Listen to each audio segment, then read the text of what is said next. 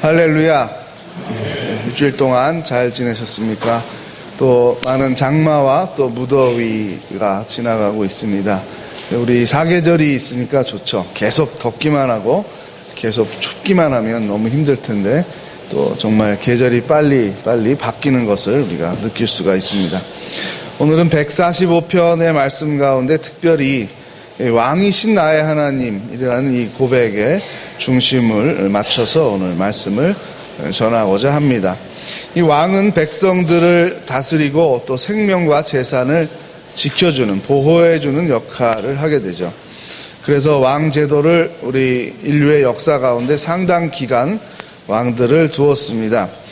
그러나 이 왕들이 잘 교육을 받고 또 많은 그런 마음가짐에 대한 거를 그 부왕으로부터 혹은 많은 신하들로부터 듣고 자기의 행동을 조심하게 됩니다.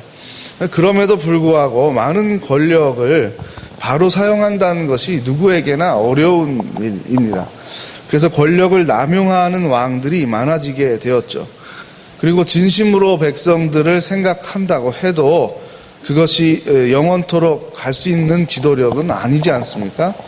늙어서 죽을 수밖에 없는 것, 때가 되면 퇴임을 해야 하는 것이 이 세상 왕들의 운명입니다. 그러나 시인이 고백하듯이 우리 하나님은 위대하신 분이고 긍휼과 인자하심이 풍부하신데 그런데 영원하신 분이다라고 말하고 있습니다. 그래서 영원히 우리가 이러한 왕이신 하나님을 찬양한다라고 고백하고 있습니다. 우리 하나님은 우리를 역사를 통해서 많은 부정의와 불의로부터 해방시켜 주시고 우상 숭배와 비진리로부터 참되신 하나님을 계시하여 주셨고 우리에게 참다운 삶이 무엇인지를 계속해서 가르쳐 주시고 인도하고 계십니다. 하나님께서 우리에게 잘해 주시기 때문에 또 형통한 것으로 인하여 교만해질 수 있습니다. 그래서 우리는 누구나 다 왕이 되고자 하는 꿈이 있습니다. 그 욕망이 우리 가운데 있는 것이죠. 왕이 되면 왕으로 만족합니까? 아니죠. 신적인 왕이 되고자 그런 갈망을 갖게 됩니다. 그래서 우리가 왕이 된다라는 교만이 사실은 우상숭배의 본질 아니겠습니까? 처음에는 물질에 대한 욕망으로 나타나지만 그것이 더 만족을 가져오기 위해서는 우리에게 영원한 그 하나님다움이 있기를 바라는 것이 우리의 우상숭배의 더 큰 욕망이다라는 것을 알 수가 있게 됩니다. 그러나 사람으로서의 완벽한 왕은 없었고 앞으로도 없을 것입니다. 우리가 메시아를 기다린다라고 말을 할 때 그 메시아는 히브리어로 하나님의 기름 부음을 받은 자라는 뜻입니다. 기름 부음을 받은 사람들은 이제 하나님의 뜻을 이 땅에 실현하는 사람들이죠. 어떤 사람들이 있었습니까? 성경에 보면 세 부류의 사람이 나오죠. 그래서 제사장, 예언자, 그리고 왕이 소개가 되고 있습니다. 그래서 이 헬라어로 이 메시아를 번역한 것이 그리스도죠. 그리스도. 우리가 메시아를 기다린다, 그리스도를 기다린다. 하나님의 뜻에 순종하여 이 역사에 하나님의 뜻을 실현하는 사람을 우리가 메시아라고 말합니다. 그래서 부분적으로 그 하나님의 뜻을 대언하는 사람들이 나타났는데 참되신 메시아는 왕과 예언자와 제사장의 직분을 완벽하게 한 인격 안에 가지고 계신 온전한 메시아가 올 것을 기다렸죠. 그것이 바로 예수 그리스도로 우리는 고백을 하고 있습니다. 그리스도의 왕되심은 권력을 남용하고 우리를 지배하고 우리로부터 무엇인가를 뺏어가기 위해서 이 땅에 오신 것이 아니라 우리를 위하여 모든 것을 주시되 가장 귀한 것을 주시고자 목숨까지 주셨던 왕입니다. 그래서 참된 왕되심은 선한 목자다라고 우리가 말을 합니다. 그래서 요한복음 10장에 나타나 있는 선한 목자의 그 상이 우리 그리스도인이 생각하는 왕의 이미지라는 것을 성경은 증거하고 있습니다. 능력이 있고 그리고 지위가 있고 돈과 권력이 있음에도 불구하고 그것을 자신을 위하여 쓰지 않는 것, 그것이 예수 그리스도의 삶이셨죠. 우리가 영적으로 성장한다, 성숙해 간다라는 것은 이러한 부분을 닮아가는 것입니다. 예수님의 제자들도 성숙하기 전에는 예수님께서 가지고 있었던 능력을 갖고 싶어 한 것이죠. 능력을 왜 가지고 싶어 하겠어요? 가난하게 살았으니까요. 권력이 없이 살았으니까요. 그래서 이걸로 많은 음식을 만들면 부자가 되겠다. 나중에 로마 제국을 무너뜨리고 큰 자리를 차지하면 내가 못 배운 집에서 자라고 또 우리 조상들이 크게 벼슬한 사람도 없는데 내가 예수님을 만나가지고 큰 지역의 총독이 되면 내가 힘과 권력을 누려볼 수 있을 것이다. 다 주변적인 예수님의 본질의 사역이 아니라 예수님께서 메시아인 것을 드러내기 위해서 잠시 동안 사용했던 표적 그 자체에 관심을 갖게 되었습니다. 이것은 제자들만의 문제가 아닙니다. 저를 포함한 우리들의 문제이죠. 우리가 기독교인으로 살아간다, 예배를 드린다, 신앙인이 된다, 예수 그리스도의 제자가 된다. 어떻게 생각하고 있습니까? 왜 시작을 하셨습니까? 예수 믿고 천당을 가고 예수 믿으면 복을 받고 다 좋은 일이 생긴다라는 그러한 처음의 전도의 권면을 받았을 것입니다. 그리고 10년, 20년, 30년, 50년이 지나도 여전히 우리는 왕 되신 하나님을 고백하기보다는 하나님이 나에게 주시는 거에 주목을 하기가 쉽다는 것입니다. 우리 모두의 문제입니다.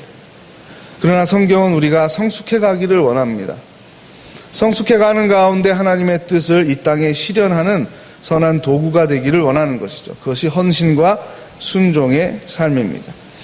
하나님의 왕 되심을 고백한다는 것은 한번 그냥 말이나 기도나 노래 속에서 하나님이 왕이십니다, 이렇게 한번 인정하라는 뜻이 아니겠죠. 정말로 우리에게 주신 생명이, 우리에게 주신 시간이, 우리에게 주신 물질과 또한 이런 모든 관계들이 나의 것이 아니라, 나의 노력으로 인한 것이 아니라 하나님께서 주신 것입니다. 주신 것을 인정하기 때문에 하나님께서 달라고 하시면 아낌없이 드리겠습니다. 그리고 정말로 그렇게 하겠습니다. 그리고 하는 것까지 가야 왕되심을 고백하는 순종에 이르는 것이죠. 그래서 얼마나 어려운 일입니까? 우리의 본성에 어긋나는 일입니다. 어떤 부자도 어떤 권력가도 태양과 물과 바다가 자기 거라고 하지는 않습니다. 왜냐하면 그것은 내 거라고 해봐야 소용이 없거든요. 팔 수가 없거든요. 어떤 사람에게 가서 저 원래 태양이 내 건데 한 100조에 사시오, 이렇게 말한다고 해서 그걸 누가 100조에 사겠습니까? 소용이 없기 때문에 자연과 모든 만물이 하나님의 것입니다 라고 고백하는 것은 쉬운 일입니다. 태양이 하나님 지으신 겁니다 라고 말하는 건 쉬운 일이죠. 그러나 내 지갑에 있는 돈을 하나님 주신 것이라고 말하는 게 훨씬 어려운 일입니다.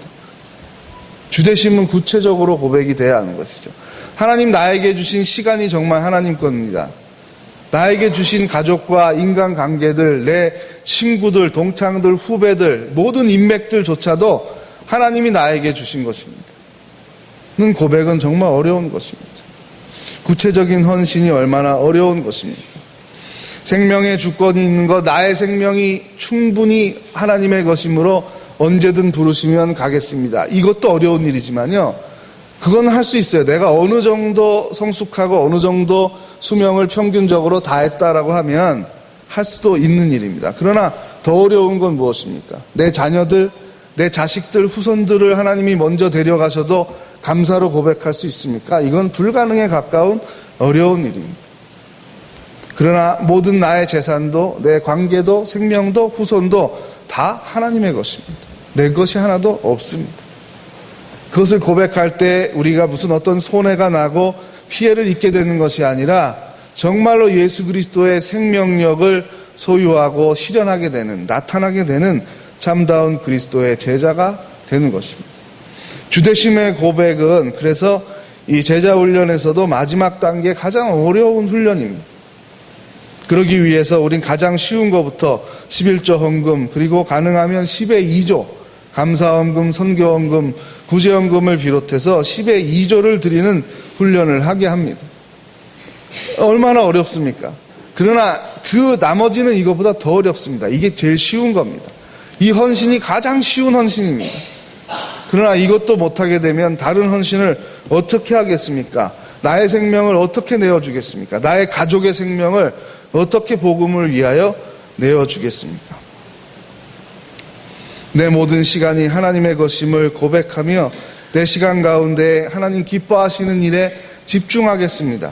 일주일, 한 달, 1년, 내 인생에도 11조가 만일 있다면 내가 70년을 산다면 7년 정도는 하나님 기뻐하시는 일에 집중하겠습니다. 거기까지 우리의 성숙은 도달합니다. 이것은 목회자들이 그렇게 해야 된다고 가르친 것이 아닙니다. 성도들이 스스로 은혜를 받는 가운데에 그렇게 삶을 실현하는 것을 보고 저도 배운 것이죠. 그래서 지난주에 청년부 헌신 예배 때도 제가 잠깐 말씀을 드렸습니다. 우리가 청년의 때가 보통은 10년이었는데 지금은 결혼이 늦어지니까 평균적으로 한 13년 정도 되는 것 같아요. 13년을 사는 동안에 성경 말씀을 한 번 읽는 것, 그리고 단기 선교 일주일을 한 번 가는 것, 이 두 가지를 하는 것이 그렇게 어려운 일이다. 나아가서 큐티를 생활화하는 것을 습관이 되게 하는 것 어려운 것이다. 이 세 가지를 다 한 청년들 조사해보면 100명 중에서 5, 6명밖에 안 된다. 그만큼 어려운 일이다. 13년이라는 시간이 상당히 긴 시간인데 금방 간다라고 말을 합니다. 또 우리의 자녀들에게 그런 기회를 줘야죠. 기회를 줬는데 안 하는 것은 할 수 없지만 아예 기회도 10년 동안 제공하지 않은 것은 잘못이라는 생각이 들었습니다. 그래서 제가 오자마자 무리도 있고 반대도 있겠지만 단기 선교를 추진을 한 것입니다. 왜? 9년 동안 안 했다고 하니까요. 그러면 10년을 안 하면 10년 청년 생활 동안에 한 번도 권면을 받아보지 못하고 청년 시절이 끝나는 것 아닙니까? 그렇다면 다른 교회들과는 너무 불리하게 우리는 환경이 만들어져 있는 것입니다. 그것이 불리한 것이다라는 인식을 가질 때의 교회가 성장합니다. 많은 사람들이 피해의식을 갖습니다. 하나님께 순종하게 되면, 내 헌신의 질이 높아지게 되면 더 많은 것을 요구하시는 하나님께 뺏기게 된다. 우린 손해보게 된다. 아프리카에 가서 그러다가 순교하면 어떡하겠느냐. 질의 걱정을 하고 과장을 합니다. 그러나 여러분, 정말 순교하게 되면 그것은 로또 복권 맞는 것보다 어려운 일이면서 영광스러운 일입니다. 그게 왜 피해입니까? 그게 왜 영광입니까? 저에게 가장 큰 소원 하나가 있다면 그것은 순교하는 일입니다. 순교하기가 너무 어려운 일입니다. 그런 기회를 하나님이 어떻게 만들어 주실 수 있는가를 제가 50년을 기도하면 되겠습니까? 제가 20살 때 기도했습니다. 70이 되기 전에 저는 순교를 하면 좋겠습니다. 50년을 작정하고 기도하면 그 일이 이루어질 수 있겠습니까? 얼마나 어려운 일입니까? 하고 싶어도 어려운 일입니다. 복음을 전하다가 죽게 되는 일이 어찌 쉬운 일이겠습니까? 사탄은 우리에게 과장해서 말합니다. 너희가 더 헌신하게 되면 피곤하게 될 것이다. 교회에 너무 많은 시간과 물질을 뺏기게 될 것이다. 그래서 너를 챙기지 못하게 될 것이다. 광신자가 될 것이다. 우리에게 그렇게 말합니다. 그러나 여러분, 예수님과 예수님의 제자들, 특별히 사도행전에 나타난 변화된 예수님의 제자들은 불행하게 사는 것처럼 보이십니까? 매우 의무감에 쫓기면서 많은 것을 하나님께 뺏기면서 손해보면서 불행하게 사는 것 같이 보입니까? 그렇지 않습니다. 왕 대신 하나님을 고백하고 순종하게 되면 기쁨이 충만하게 됩니다. 그 기쁨이 어느 정도인가 하면 돌에 맞아서 죽으면서도 그 사람들을 원망하지 않고 죽을 수 있다라는 거. 여러분, 이거 어떻게 가능하겠습니까? 100억을 주면 가능합니까? 왕의 자리를 주면 가능하겠습니까? 불가능한 일입니다. 하나님께 순종하는 것은 우리가 마음으로 순종하기를 원하여 성경을 읽을 때 가능하다. 앤드류 머레이가 한 말입니다. 하나님에 대한 순종의 결핍은 왜 일어나는가? 우리 자신이 우리를 지나치게 사랑하는데 그 원인이 있다. 순종은 우리가 주님과 끊임없이 교제하는 생활 속에서만 가능해진다. 앤드류 머레이가 순종이라는 짧은 책에서 나눈 핵심들입니다. 요한복음 14장 15절 보면 주님께서 말씀하십니다. 너희가 나를 사랑한다면 나의 계명을 지키리라. 이 계명이 무엇입니까? 하나님을 사랑하는 것과 내 이웃을 내 몸과 같이 사랑하는 것이죠. 이러한 삶을 살게 된다는 것입니다. 사도행전 5장 29절에 변화된 제자들이 이렇게 말합니다. 사람보다 하나님께 순종하는 것이 마땅하니라. 죽음을 두려워하지 않는 제자들의 변화를 우리가 볼 수가 있습니다. 이 순종을 방해하는 것이 있습니다. 우리의 상식, 경험, 전통, 생각들입니다. 심지어는 그 나라의 가치관, 이데올로기가 될 수도 있습니다. 이 모든 것들이 다 하나님 뜻보다는 아래에 있습니다. 그래서 보네퍼 목사는 자신이 독일 사람임에도 불구하고 독일의 국가의 정신은 틀렸다. 하나님에 대한 신앙 고백에 비추어 보면 틀렸다. 라고 해서 히틀러를 암살하는 일에 목사가 앞장을 서게 됩니다. 그가 만든 그 교단의 이름이 바로 고백교회죠. 고백교회. 신앙을 고백하는 우리 교회는 국가가 국가의 번영을 위해서 만들어 놓은 이데올로기보다 우위에 있다. 교회의 머리는 히틀러가 될 수 없다. 교황이 교회의 머리가 될 수 없었듯이 국가의 원수나 왕도 교회의 머리가 아니다. 라는 고백을 다시 한 것이 본헤퍼입니다. 그래서 그는 순교하게 되죠. 안타까운 일이죠. 신학적인 천재였습니다. 그는 정말로 놀라운 사람입니다. 교수로만 살아도 세계사에 큰 공헌을 할 만큼 천재 중에 천재였습니다. 그가 20대에 쓴 논문, 30대 초반에 쓴 논문을 세계적인 석학이 해석하는 데 굉장히 어려움을 겪고 있습니다. 그 정도의 천재였습니다. 그러나 그는 히틀러를 암살하다가 잡혀서 순교하게 됩니다. 처형당하게 됩니다. 하나님 뜻에 순종하기 위해서 그는 국가에 불충을 하는 것을 선택을 했습니다.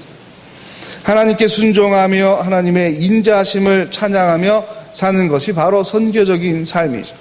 우리가 시편을 묵상하며 구체적인 하나님, 우리의 삶의 인도자가 되시고 구체적인 먹을 것과 입을 것과 우리 개인과 가정과 교회와 역사와 인류에게 주셨던 하나님의 인자하심을 구체적으로 체감하며 또 이미 주신 것들을 기억해서 끌어올리는 힘이 영적인 성숙입니다. 하나님의 은혜를 기억하는 것이 성숙의 힘입니다. 예배자의 힘입니다. 거기에서 우리의 능력이 나타납니다. 영국에 한 왕이 있었습니다. 그는 신하들이 자신을 경외하기 때문이 아니라 자신의 이권을 들어주기 때문에 존경하는 척을 한다는 것을 알고 있었습니다. 그는 늘 하나님을 경외하는 왕이었습니다. 신하들을 데리고 바닷가에 나아갔다고 합니다. 이 세상에서 누가 제일 높으냐? 폐하이십니다. 라고 모두가 다 절을 했습니다. 그러냐? 내가 이렇게 간단한 것도 하지 못한다. 파도가 밀려오는 중간에 들어가서 그 왕은 바다에게 명령을 했습니다. 파도야 멈춰라. 내 옷이 젖는다. 그러나 그의 옷은 파도에 다 젖고 말았습니다. 그는 왕관을 벗어서 그 바다의 중심부를 향해서 그 비싼 왕관을 집어 던졌습니다. 그리고 나는 다시는 왕관을 쓰지 않을 것이다. 자연을 만드신 생명의 근원이 왕 중에 왕이시다 라고 말을 했습니다. 대부분 역사학자들이 대왕이라는 것을 붙일 때는 영토를 어마어마하게 넓히거나 아니면 백성들을 위한 획기적인 정책을 실시했을 때 대왕이라는 말을 붙이게 되죠. 근데 이 카누트라는 사람은 그러한 업적이 없음에도 불구하고 후대 학자들이 그레이트라는 말을 앞에 붙여서 사용했습니다. 그게 바로 카누트 대왕입니다. 그가 이렇게 말을 남겼습니다. 가장 지혜 있는 사람은 자기 위에 하나님이 살아계시고 있다는 것을 아는 사람이다 라고 말했습니다. 왕이 이런 말을 한다는 것은 참으로 어려운 것이죠. 우리가 더 갖고자 하는 돈, 더 갖고자 하는 권력, 더 갖고자 하는 영토, 이 모든 것들은 다 왕이 되기 위해서라는 사실을 알아야 합니다. 물론 나는 아니에요. 여기까지면 돼요. 라고 생각할 수 있지만 그렇지 않습니다. 그게 되면 또 더 큰 것을 원하는 것이 우리들입니다. 하나님께서는 우리의 헌신을 요구하시되 강압적인 명령을 통해서 그것을 받지 않으시죠. 그래서 역사는 천천히 갑니다. 안 움직이는 것 같이 갑니다. 어떤 때는 하나님이 안 계신 것처럼 보이죠. 악한 것이 아직도 승하고 수십 년 전에도 우리가 통일을 위해서 기도했는데 아직 통일이 안 되고 있지 않습니까? 그럼 하나님께서 왜 우리의 기도를 들으신다고 했는데 왜 안 들어주시는가? 우리의 헌신의 질이 더 높아져야 합니다. 손해볼 수 있는 마음, 이웃과 함께 걸어갈 수 있는 마음이 있어야 합니다. 존 스토트가 말합니다. 많은 사람들이 남에게 의존하는 것이 부끄러운 일이라고 생각한다. 그러나 그리스도인은 우리가 이미 남에게 의존되어 살고 있다는 것을 아는 사람이다. 그래서 다른 사람이 나에게 의존할 때 기꺼이 도와주는 것이다.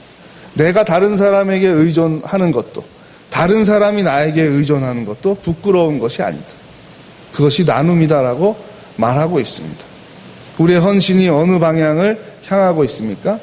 하나님을 기쁘시게, 교회를 건강하게, 교회를 아름답게, 그리고 우리의 후손들이 계속하여 이 신앙을 이어갈 수 있는 모범을 보이는 것, 그것이 우리의 헌신의 방향입니다. 그 방향을 향해서 우리가 나아가면서 왕 되신 하나님을 고백하는 것이죠.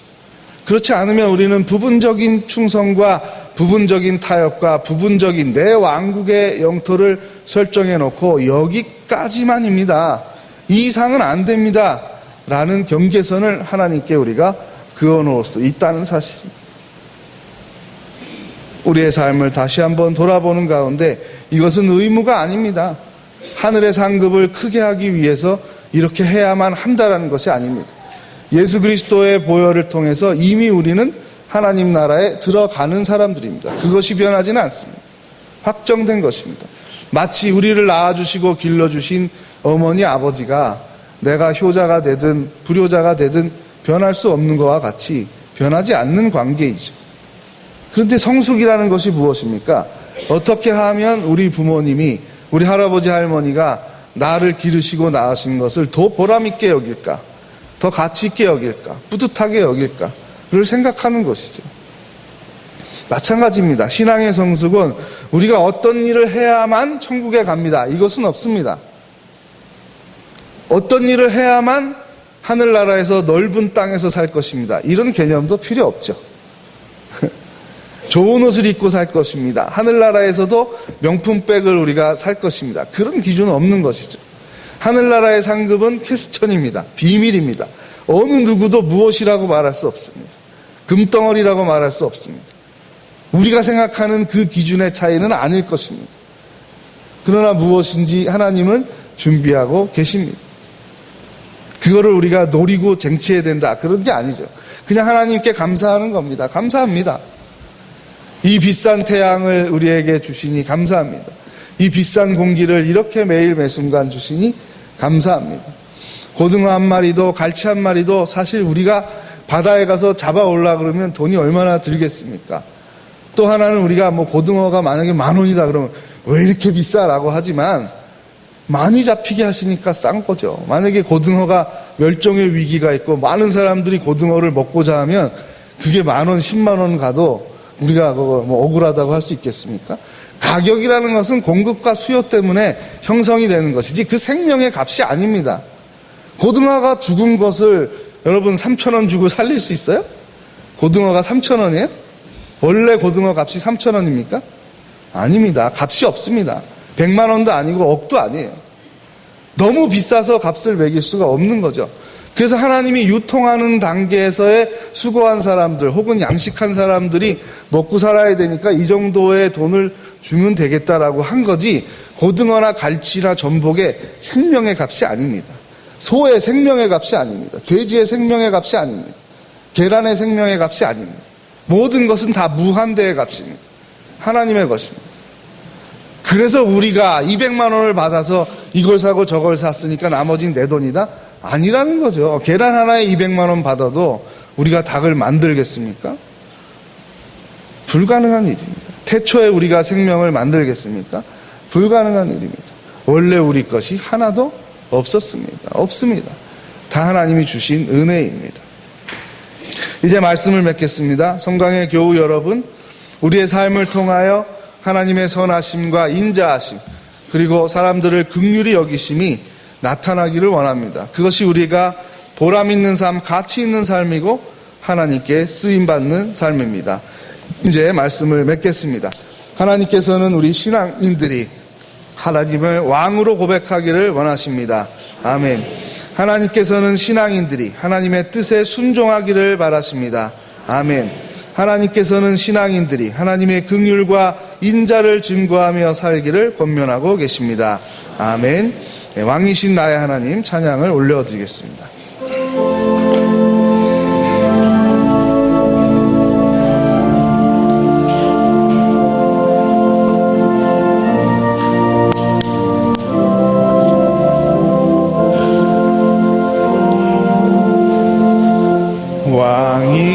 왕이신 나의 하나님,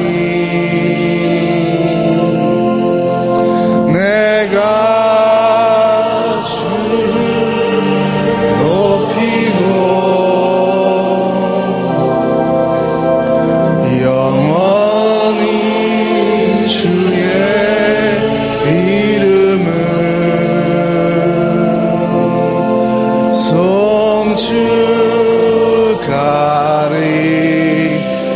송축하리이다. 왕이신 나의 하나님, 왕이신 나의 하나님, 내가 주를 높이고 영원히 주의 이름을 송축하리이다.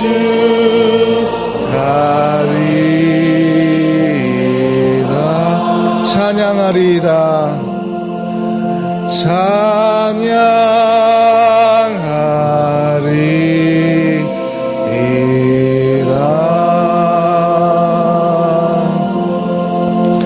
우리 합심해서 기도할 때 하나님의 주되심을, 왕되심을 고백하는 일에 게으르지 아니하고 자발적인 우리의 삶이 되게 해달라고 기도해 주시고, 이러한 우리의 삶이 생명력으로 나타나서 우리의 가족들과 교우들과 일터의 동료들과 이웃들에게 하나님의 사랑과 인자하심을 증거하며 사는 우리의 거룩한 삶이 되게 해달라고 함께 합심하여 기도를 드리겠습니다.